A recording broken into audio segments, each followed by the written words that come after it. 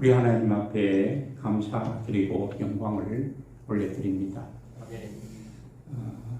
주일날 예배에 우리 고 목사님께서 강단을 허락해 주심에 감사를 드리고 또 장로님 또 성도 여러분들에게 진심으로 감사를 드립니다. 금년도에 선교사 12년 차에 들어가는데 목사 안수 받고 목회를 하는 중에 선교사로 나갔기 때문에 아주 선교사로서는 이제 갓 10년을 넘긴 아직도 초년병과 같은 그런 위치에 있습니다. 원래는 전에도 말씀드렸다시피 중국 상하이에서 선교사 활동을 했는데 만 8년 상하이에 있었습니다.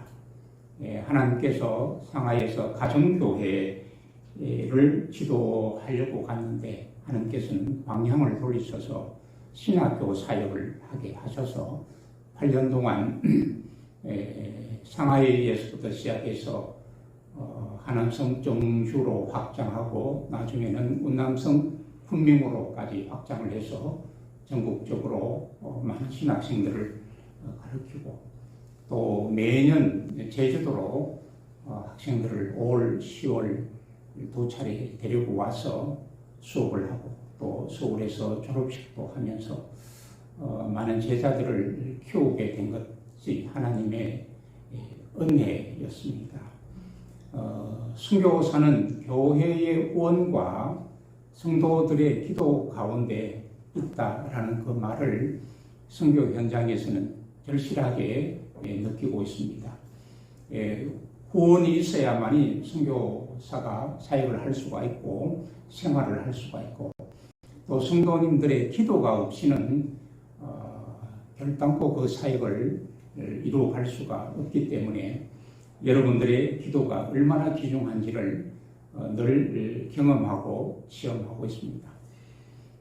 그러던 차에 시진핑 정부가 들어서면서 저희 선교사들은 조금 더 활성화가 되지 않을까라고 생각했는데 의외로 시황제라는 그런 이름을 듣기 위해서인지 모르지만은 모태동 시대의 문화혁명으로 13년간 교회가 문 닫아서 지하교회도 어려워지고 그래서 교회가 지하로 들어가서 지하교회라는 하셨는데 이제 조금 개방이 되면서 교회가 활성화되는 과정이었는데 그래서 그 지하교회가 가정교회라는 이름을 가지게 되어서 많은 지도자들이 필요하기 때문에 그 지도자들을 양성하는 일에 일조를 하게 됩니다. 그러나 시진핑 정부가 들어서면서 다시 교회를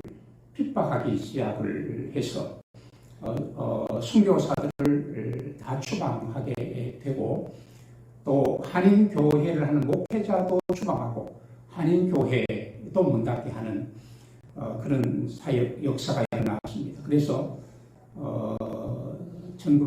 2018년도 9월 30일부로 저와 집사람이 경찰서에 연행이 되어서 조사를 받고 여권을 해소하고 비자를 취소시켜서 9월 30일로 추방을 당했습니다.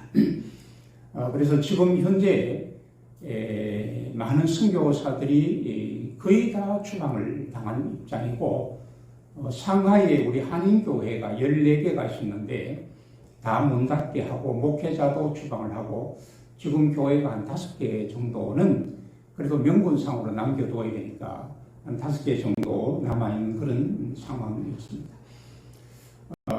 그래도 저는 중국에서 지도자들을 키워서 그 지도자들이 전처럼 활동은 못하지만 다시 지금 지하로 들어가는 그런 상황이 되어 있지만은 열심히 제자들이 목회 사역을 하고 있고 지금도 서로 외신으로 주고받고 연락을 주고받고 있는 그런 상황입니다. 그래서 제자들이 열심히 잘 사역하고 있다는 데에서 너무 감사를 드리고, 또 한국교회 지원을 받아서 중국에서 제자들을 양육했을 뿐만 아니라 7개 교회를 세웠는데, 그 교회들이 지금 열심히 또 활동을 하고 있다는 소식들을 들으면서 나름대로 감사하고 또 자화자찬을 그렇게 한번 해보게 됩니다. 추방을 당한 이후에 상당히 힘들었습니다, 사실은. 어떻게 할 건가라고 기도도 하고 또 고민도 하고 그러던 차에 하나님께서는 다시 마지막까지 선교 사역을 감당할 수 있도록 그렇게 인도를 하셨습니다.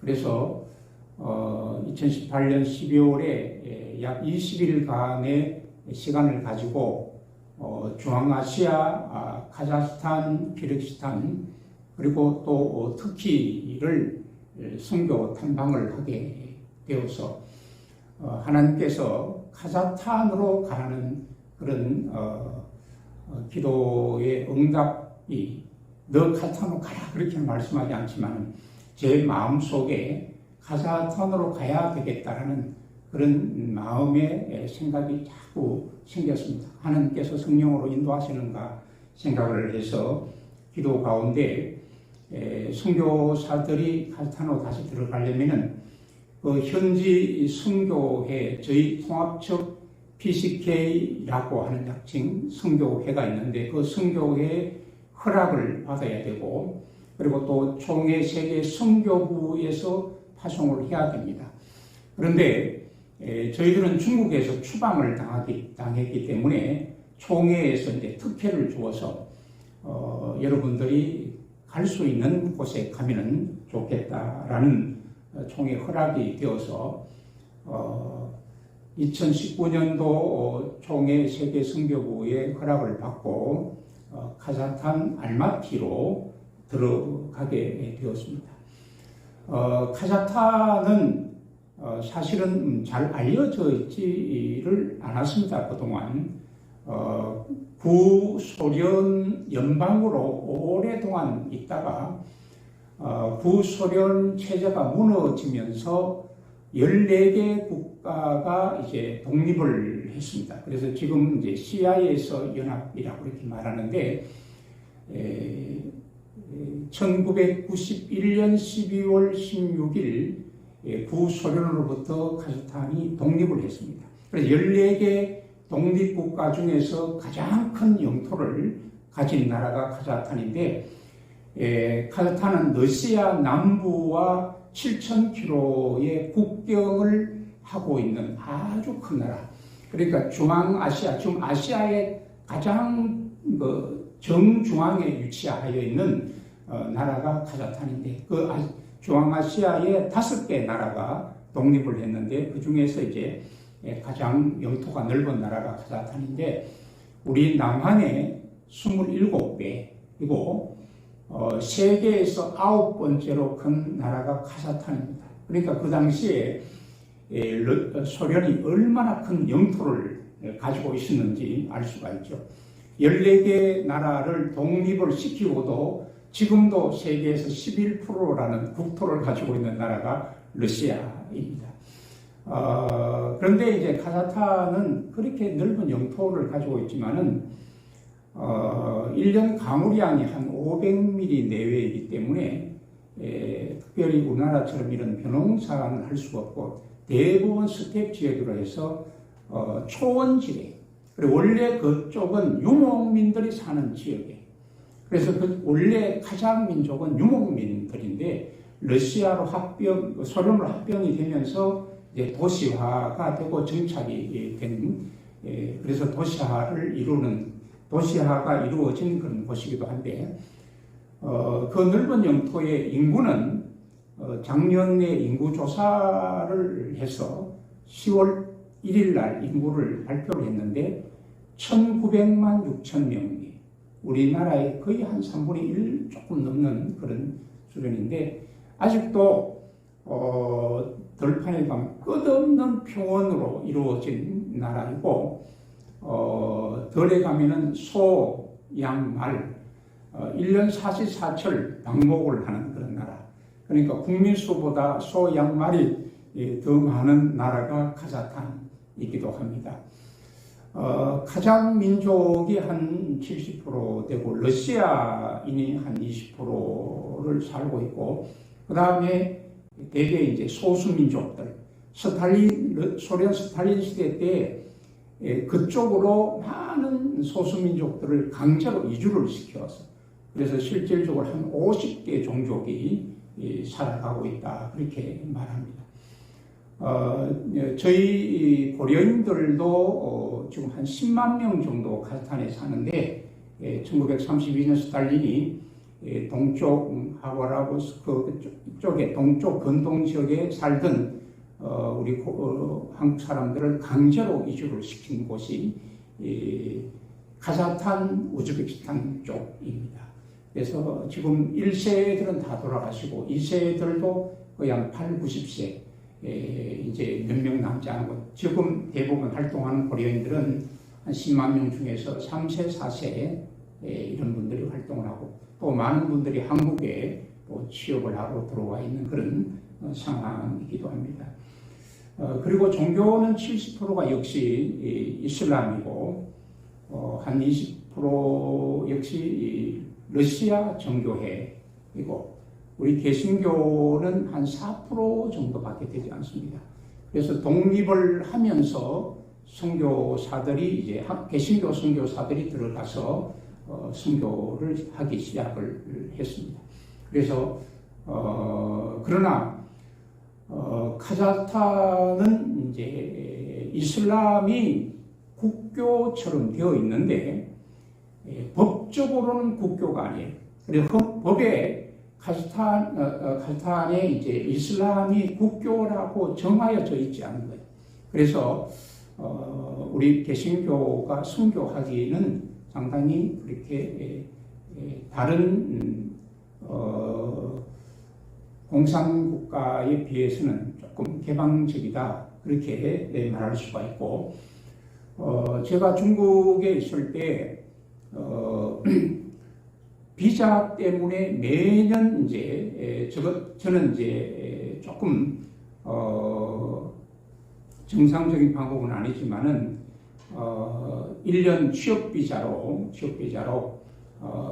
교회 집사님 회사의 부총경리로 한다 이렇게 해서 1년 멀티 비자를 가지고 있다가 마지막에는 그 1년 멀티 비자도 안 되어서 3개월짜리 비자로 있다가 한 번씩 한국에 나와야 되고 또 아니면 홍콩으로 가야 되고 하는 그런 비자로 있다가 카자흐스탄으로 들어갔는데 카자흐스탄은 들어갈 때부터 이제 B8 비자는 비자를 내어서 들어가서 5개월 만에 영주권을 얻었습니다. 그래서 저는 지금 현재 카자흐스탄 저와 집사람이 10년 영주권을 가지고 활동을 하고 있는 그런 상황입니다.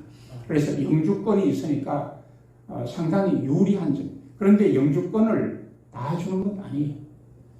우리 지금 PCK 우리 통합적 선교회를 PCK라고 하는데 PCK 선교사님들이 카자흐스탄에 이제 수습 선교사님 한 가정을 포함해서 14가정이 있는데 수습 선교사님이 들어와서 2년을 수습하는데 비자를 신청했는데 될 듯 하다가 영주권이 안 나왔어요. 그래서 지금도 많은 분들이 영주권을 취득을 못하고 있는 그런 상황인데 저희들은 2019년도에 8월 달에 영주권을 받았어요. 그러니까 너무 감사합니다. 중국에서 비자 문제 때문에 참 고생을 했는데 카자흐스탄에서는 영주권을 가지고 있으니까 10년 동안 걱정 없고 영주권을 가진 사람들은 가능하면은 또 연장을 해준대요. 그러나 아마 10년 영주권 끝나기 전에 아마 선교사 은퇴할 것 같습니다. 원래 선교사 65세 은퇴인데 3년 전에 저희 총회에서 목회자 70의 은퇴인데 선교사도 65세 은퇴가 좀 빠르다. 그렇게 해서 총회 법을 바꾸어서 선교사도 70에 은퇴할 수 있도록 법을 개정했습니다. 그래서 몇 년 더 남은 기간 동안 사역을 계속해 갈 것 같습니다. 제가 하는 사역이 중국에서 신학생들을 가르치고 지도자를 양육하는 것들을 전문으로 했기 때문에 카자흐스탄에 들어가서도 그 사역을 해야 되겠다라고 생각을 했는데 카자흐스탄에는 전체 우리 크리스찬들이 20만 밖에 되지 않으니까 각 교단들이 그래도 다 들어와 있습니다. 그러니까 각 교단들마다 신학교를 다 하고 있으니까 카자흐스탄에 신학생 한 명 구하기가 힘이 들어요. 그래서 카자흐스탄의 신학생 한 명은 제가 중국에서 신학생들 30명보다 더 귀한 거예요. 교인들이 적으니까 중국에는 가정교회만 해도 7천만이고 3자교회까지 합하면 1억인데 카자흐스탄에는 20만 명 중에서 각 교단들이 다 들어와서 신학교를 하니까 신학생들이 구하기가 너무 힘들잖아요. 그래서 하나님께서 인도하시기를 그래서 카자흐스탄에는 이슬람 신학교도 법적으로 인정을 하지 않고 러시아 정교회 신학교도 법적으로 인정하지 않고 우리 개신교 신학교도 법적으로 인정을 하지 않는 거예요. 그리고 법으로 이제 종교를 허락하지 않으니까 그 대신에 각 교단에서 인정하는 거예요. 그래서 이미 우리 BCK에서는 30년 전에 독립을 할 때 선교사들이 여러 명을 파송해서 이제 신학교는 이제 처음부터 하지 않고 중간에 했는데 한 10년, 20년 정도 되었는데 학부 신학교가 2년 4학기를 하는 2년 학부 신학교가 이미 있고 또 신대원 3년 과정은 한 달에 일주일씩 하는 집중 교육을 하는 신대원 과정이 이미 있는 거예요. 그러니까 우리 세계 선교부에서 인정하는 신학교가 있는데 제가 들어가서 신학교를 다시 할 수는 없잖아요. 중국에서는 워낙 인구가 많고 넓으니까 신학교를 해서 이제 목사를 배출할 수 있는데 우리 이제 카자흐스탄 상황이 달라서 그렇게는 할 수 없고 그래서 제일 좋은 방법은 지도자가 신학생이 1명이든 5명이든 그 과목은 다 가르쳐야 되니까 그러니까 교수가 없는 거예요. 그래서 신학교 하나 학장님이 안양노회 소속으로 있다가 후배인데 지금 대전노회 소속인데 이분이 혼자 할 수가 없는 거예요. 그래서 가장 적절한 시기에 제가 들어가서 협력 사역을 하는 분들이 없었어요. 그래서 제가 들어가서 그 신학교의 전임 교수로 활동하는 게 제일 좋겠다라고 생각을 해서 총회 허락이 되어서 우리 총회 세계 선교부가 인정하는 신학교 학부 과정의 전임 교수로 사역을 하고 있습니다. 그리고 이제 고신척에서 하는 신학교, 개학 신학교가 하나 있는데 그 신학교는 야간의 신학교, 야간 신학교. 저녁에 하는 신학교인데 3년 과정을 하는 그 신학교인데 그쪽에서 또 교수로 좀 사역을 해주면 좋겠다라고 타 교단이지만은 그래서 야간에 시간이 있으니까 그래서 그쪽에서 다시 협력 사역으로 신학교 사역을 하고 있고 세계적인 이제 그 어린이 사역을 하는 사역이 있는데 그 사역에 이제 평신도 선교사님이 초교파적으로 하는 분이 있는데 그쪽에 평신도가 하니까 목회자가 필요해서 고문으로 또 자문위원으로 활동을 해줬으면 좋겠다 해서 그쪽에서 조금 이제 기도도 하고 협력 사역을 그렇게 하게 되었습니다. 그래서 중국에서는 신학교를 사역을 할 때 제가 모든 거 하나부터 열까지 책임지고 해야 되기 때문에 경비 문제가 어마어마하게 많이 들어가게 되어서 걱정을 했는데 그 당시에는 다 그것이 커버가 되고 활용이 되었습니다. 그러나 카자흐스탄에서는 그런 문제는 학장님이 하게 되고 저는 가르치는 사역만 하게 되니까 선교 사역을 하면서 중국에서 8년 했던 그 노하우를 카자흐스탄에서 가르치는 사역만 신학교 2군데에서 가르치는 사역만 하니까 저는 마음이 너무 편하게 감사하게 선교비 제 생활을 할 수만 있으면 되니까 제 생활할 수 있는 목은 중국에서 사역비에 비해서 한 50%는 떨어지고 그러니까 한국에서 제가 가장 들어갈 때 중국에 추방되어서 5개월 동안 한국에 있으니까 5개월 동안 선교사로 나가지 않으니까 한국 교회가 선교 현장이 없으니까 선교사가 아니라는 거예요. 그래서 선교비를 다 깎아버리고 보내지 않았어요. 그래서 대구 동교회는 중국에서 있을 때부터 지금까지 10년이 넘도록 선교비를 보내주니까 너무 감사해요. 선교비를 깎지 않고 그대로 보내주는 교회가 몇 교회 되지 않는데 그런데 그 적은 금액이지만 그래도 카자흐스탄에 들어가니까 상하이에서는 국제적인 도시고 생활고가 너무 높은데 그쪽에는 상하이에 비해서는 3분의 1 수준만 되어도 되는 거예요. 그래서 50% 선교비가 깎여도 거기에서는 한 달 살아갈 수 있다는 게 너무 감사합니다. 하나님께서 때를 맞게 그렇게 해주셨어요. 그래서 저는 한 달 생활을 하고 가르치는 사역은 이미 머리에 이제 성경이 다 들어있으니까 가르치는 사역만 하면 되니까 거기에서 이제 열심히 협력 사역으로 신학교 교수로 2군데 강의를 하는 협력 사역을 하고 있어서 너무 감사를 드리고 코로나로 인하여서 우리 개인적으로 국가적으로 힘들지 않습니까? 그래서 정확한 통계는 아니지만 한국의 한 6만 교회 중에서 코로나 기간 2년 동안 한 3천 교회가 문 닫았다는 그런 소문이 있습니다. 그래서 동남아 쪽이나 아프리카 쪽에 있는 선교사들은 코로나 때문에 그쪽에는 이제 백신을 맞지 못하기 때문에 철수한 선교사들도 있고 또 선교비가 지원되지 않아서 철수하는 선교사들이 지금 너무 많아요.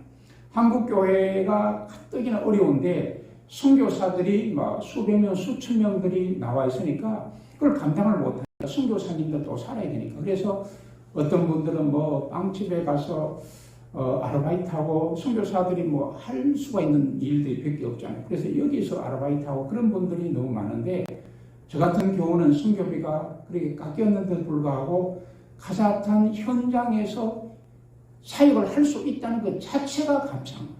그것이 바로 여러분들의 기도 덕분이라 저는 그렇게 생각을 합니다.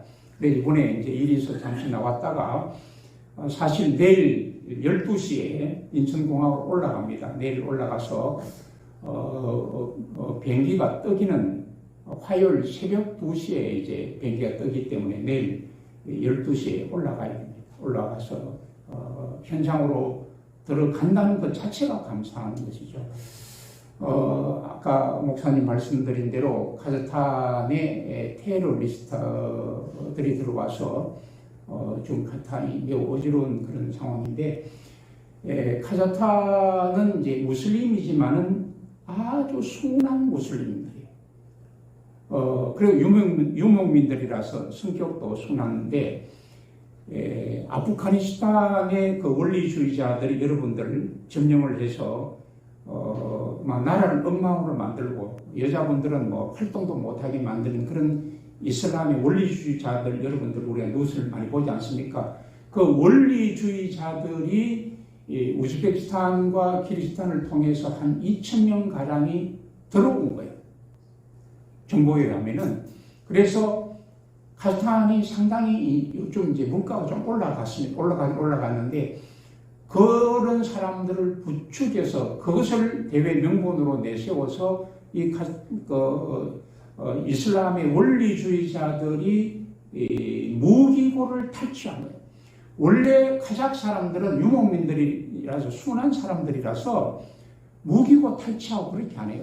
대모 이제 우시우시 하다가 원래 아직 옛날 소련에 이제 아직도 이제 경찰 국가거든. 민주주의라고 하지만 아직도 경찰 국가인데 경찰들이 진압을 하면 금방 해산이 돼요. 그런데 이제 이번에 원리주의자에 들어와서 경찰서 무기고를 탈취해서 빼서 총을 쏘니까 군인들과 경찰들이 다 도망가 버리는 거예요. 그래서 초창기에 진압을 못하게 된 거예요. 그래서 알마티는 카자흐스탄에서 제일 큰 도시, 옛 수도이고 경제 수도이면서 가장 큰 도시, 한 210만 명이 살고 있는 그런 도시인데 거기에 이제 국제적인 도시니까 거기를 점령해야만 신문이 나니까 거기에 이제 시청과 공항을 점령하고 또 모든 마트들을 다 점령해버린 거예요. 그래 어쩔 수 없으니까 이제 독립을 하면서 러시아를 비롯한 시아에서 6개국이 이제 평화협정을 맺은 곳이 있는 러시아의 정예부대, 공수부대들이 한 2,500명이 들어오고 다른 나라에서 들어와서 이제 질서를 유지를 했어요. 그래서 지금은 1월 5일부터 1월 19일까지 비상계엄이 선포되었는데 19일 비상계엄을 해제하고 이제는 거의 다 이제 질서가 잡혀서 지난 20일부터 이제 항공이 열려서 제가 내일 다시 들어갈 수가 있게 되었습니다. 아마 현장에 들어가서 또 1학기 수업을 또 준비를 해야 되고 또 여러 가지 사역들이 또 있어서 아마 준비를 해야 될 것 같습니다. 그래서 너무 감사를 드리고 우리 대한민국을 위해서도 기도하지만은 여러분 선교사들을 위해 기도하고 저를 위해 기도할 때 카자흐스탄이 더 빨리 안정이 되어서 선교 사역에 어떤 어려움이 없고 지장이 없도록 이렇게 기도해 주시면 고맙겠습니다. 오늘 읽은 골로새서는 4장으로 되어 있는 아주 짧은 작은 그런 책인데 골로새 교회를 한마디로 말하면은 은혜가 충만한 교회, 은혜가 넘치는 그런 교회다. 그렇게 요약을 할 수가 있을 것 같습니다. 이 골로새 교회는 오늘 성경에 보면은 에바브라라고 하는 은혜가 충만한 사람이 세운 교회. 혹시 이제 이스라엘 성지순례를 가고 또 이제 여의도에 있으면은 터키 쪽에 이제 성지순례를 우리가 가지 않습니까? 그래 터키 쪽에 아시아 7개를 돌아보는데 요한계시록에 나오는 아시아 7개 교회 그 흔적들이 있는데 지금 가면은 뭐 교회가 있는 게 아니고 그건 담이 좀 남아 있고 터가 좀 남아 있을 뿐이지 뭐 교회가 세워져 있는 건 아니에요. 그래서 여기에 계시록에 나오는 아시아 7교회의 터구나 그거를 이제 보는 거죠. 그냥 이제 보는 건데 아시아 7교회 중에서 마지막에 나온 라오디게아 교회가 있지 않습니까? 그 라오디게아 교회는 지금 이제 그 터키에 가면 유적을 발굴하고 있는데 그 라오디게아 교회를 찾아서 발굴을 했는데 이제 라오디게아 교회가 이게 동교회가 이제 본당이면은 이 터가 남아 있는데 그 터가 훼손될까 해서 지금 유리를 다 깔아서 그 유리 위에서 라오디게아 교회를 살펴볼 수가 있고 그 강단 쪽에는 이제 유리를 깔지 않았는데 그 강단 옆에 보면은 한 1m 50 정도 되는 웅덩이도 있어요. 웅덩이에 제가 들어가 왔는데 웅덩이는 그게 이제 침례를 주는 곳이에요. 그래서 그 카자흐스탄은 역시 이제 터키 쪽에는 이제 그쪽에 비도 많이 오지 않을까. 그게 평소에 물을 넣어 놓았다가 침례를 줄 때 그 웅덩이에 들어가서 이제 목회자 침례를 주는 그런 곳이기도 하는데 그 라오디게아 교회에서 멀지 않는 쪽에 이제 동북쪽으로 보면은 히에라폴리라는 곳이 그리고 히에라폴리 그 아래 파묵칼레라는 곳이, 그게 파묵칼레는 목화라는 뜻인데, 석회암이 나는 그런 석회암이 나는 그런 사진에 혹시 많이 나오잖아요. 히에라폴리 파묵칼레라는 그런 곳들이 많이 나오는데, 역시 인터넷에 찾아보면 나오는데, 그 히에라폴리의 그 유적지에 보면은 빌립이 세운 교회가, 예수님의 제자 빌립 교회가 있어요. 빌립 교회가 있고 터가 남아 있는데, 그쪽에서 또 멀지 않는, 그러니까 라오디게아 교회, 히에라폴리, 또 골로새가 이제 삼각형을 이루고 있는데, 그 골로새 쪽에 이제 교회가 세워진 곳에 에바브라는 사람이 골로새 교회를 세운 거예요. 그래서 이제 우리 성경에 보면 라오디게아 교회가 덥지도 않고 차지도 않다. 그래서 이제 그 히에라폴리에는 이제 온천이 나니까 그 온천물을 이제 입수를 하고, 골로새는 찬물들이 많아요. 그래서 거기에서 골로새 찬물을 해서 라오디게아 교회가 이렇게 더운 물 찬물을 이용했는데, 예수님께서 이제 신앙적으로도 찹지도 않고 덥지도 않다 이렇게 비유를 한 곳이기도 하는데, 라오디게아 교회가 에바브라가 세운 교회로서 참 은혜가 넘치는 그런 교회였다는 거예요. 그런데 왜 어떻게 해서 은혜가 넘치는 교회였느냐를 바울이 말하기를 4절에서 세 가지를 통해서 골로새 교회는 은혜가 넘치는 교회였다라는 것을 정확하게 말씀을 하고 있습니다. 첫 번째는 골로새 교회 성도들의 믿음이 굳건하고 확실했다는 거예요. 그래서 성경에 보면은 예수 안에 있는 믿음이다 이렇게 말하고 있습니다. 여기에 예수 안에 있는 믿음은 바울이 많이 사용을 했고 예수님의 제자 요한이 많이 사용을 했던 단어이기도 한데, 예수 안에라는 그런 히브리어로 엔 크라이스토라고 이렇게 말하는데, 요한복음 15장 5절에 우리가 잘 아는 말씀이 있지 않습니까? 나는 포도나무요 너희는 가지라.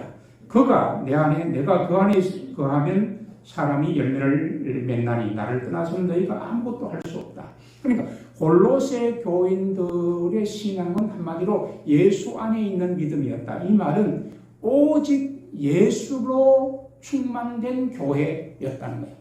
그래서 예수 충만, 오직 예수만 따르는 그런 교회가 골로새 교회였다라는 겁니다. 이 말은 무슨 말인고 하면은 예수님만 의지하는 성도들, 그리고 순수한 믿음을 가졌다는 거예요. 순수한 믿음이라는 건 우리가 흔히 표현을 할 때 금을 캐기 위해서는 그 광산에서 돌덩어리를 캐면은 그 돌을 용광로에 넣어서 1200도로 올리면은 불순물이 다 사라지고 99.9%의 금이 남는다 그러잖아요. 그것을 이제 순금이라고 하는데, 그 순금은 1000년이 지나도 2000년이 지나도 변하지 않는 거예요.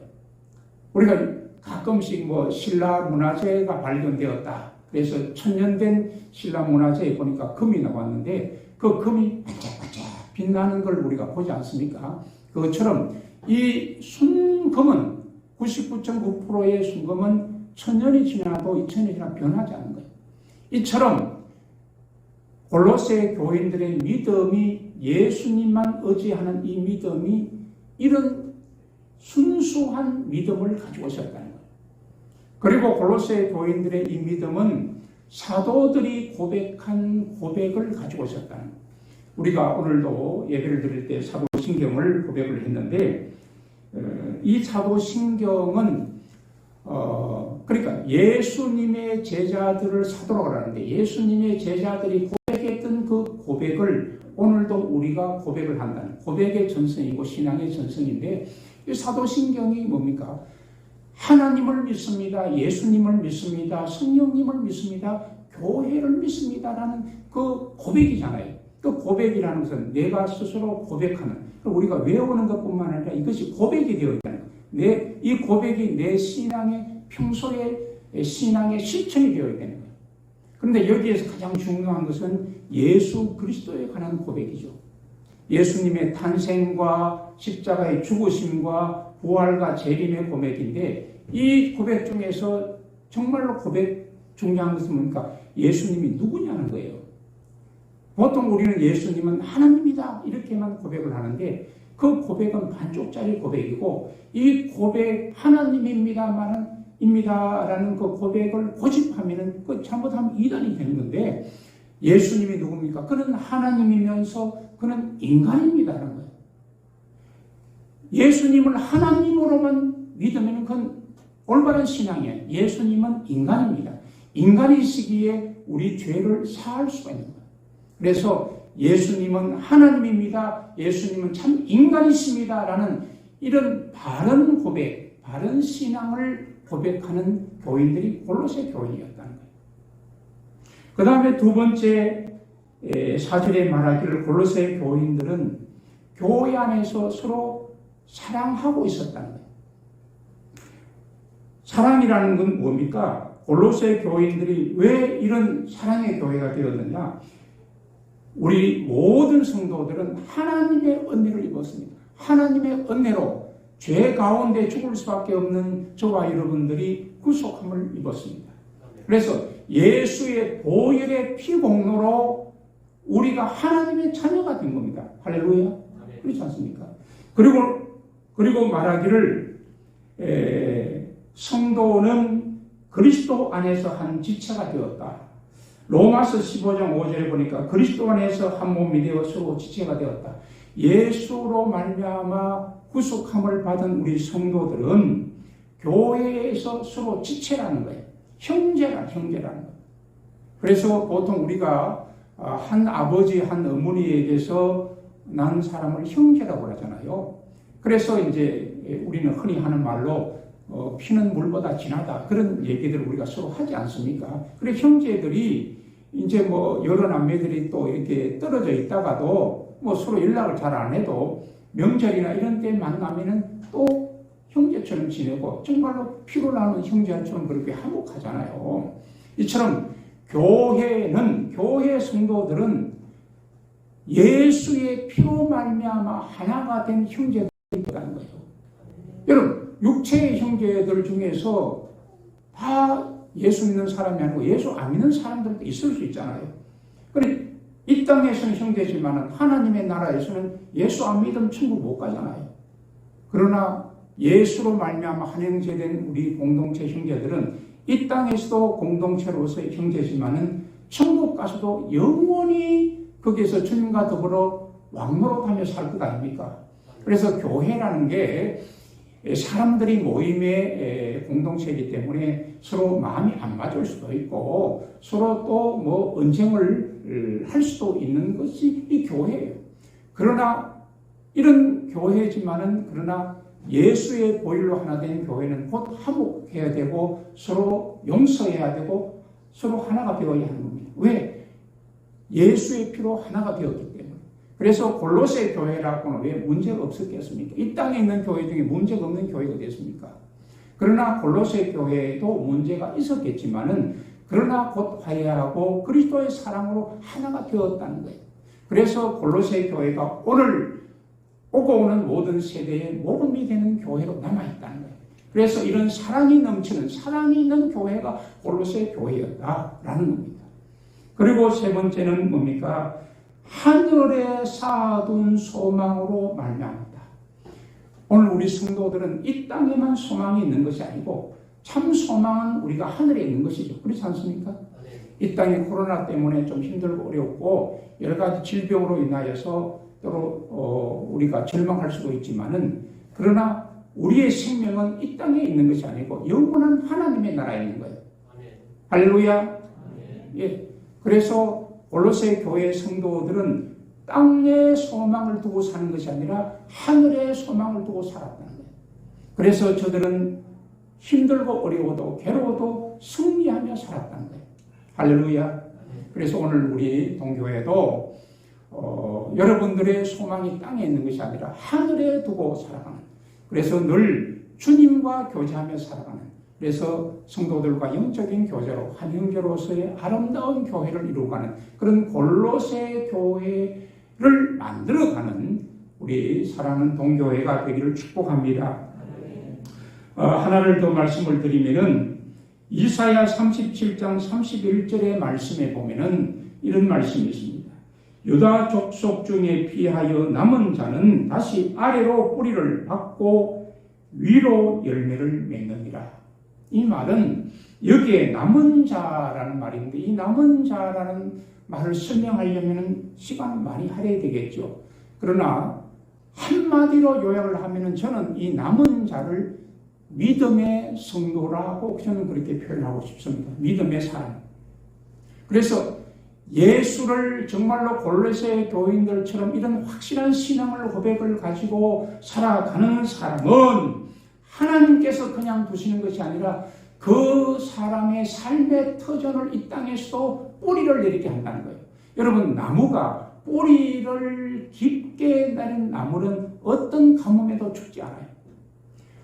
뿌리가 얕은 나무는 곧 말라 죽을 수가 있어요.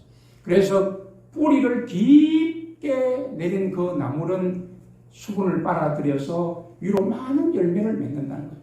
그래서 하나님께서 믿음의 사람은 어떤 어려움에 처해 있더라도, 어떤 가운데 있더라도 하나님께서 그 사람을 지켜주시고 그 사람의 후손, 그 사람의 가정을 복되게 한다는 거예요.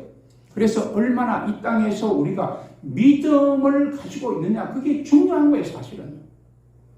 우리 한국에는 130년 전에 우리의 선조들이 가장 어려운 그때에 복음을 받아들여서 130년 동안, 지금 이제 일찍이 복음을 드리는 가정에서는 4대, 5대를 내려가잖아요.